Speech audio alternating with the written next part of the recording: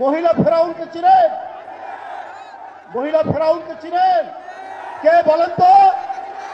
শেখ হাসিনা এই 15 বছর ধরে বিএনপির নেতাকর্মীকে গুম করেছে, গণতন্ত্রকামী মানুষকে গুম করেছে। এরপর এক গুমের মধ্যে দিয়ে সে এই দেশে এক রক্ত গঙ্গা বইয়ে দিয়েছে।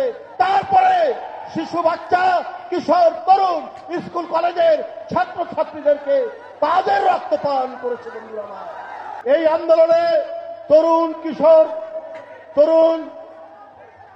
তরুণদের একটা ভূমিকা আছে, ছাত্রদের ভূমিকা আছে। কিন্তু বন্ধুরা আমার, আপনাদেরকে বলি, এই ভূমিকা কার জানেন? এই ভূমিকা বাংলাদেশ জাতীয়তাবাদী দল বিএনপির ভারপ্রাপ্ত চেয়ারম্যান। একটা বড় ভূমিকা।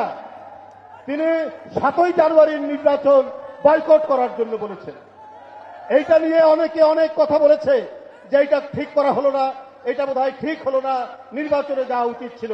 তিনি বলেছেন যে না, বয়কট করতে হবে। গত 15-20 দিন আগে আওয়ামী লীগের নেতারা আপনার ইন্ডিয়ার একটি পত্রিকায় বলেছে যে বিএনপিকে নির্বাচনে না নিয়ে এসে শেখ হাসিনা ভুল করেছে।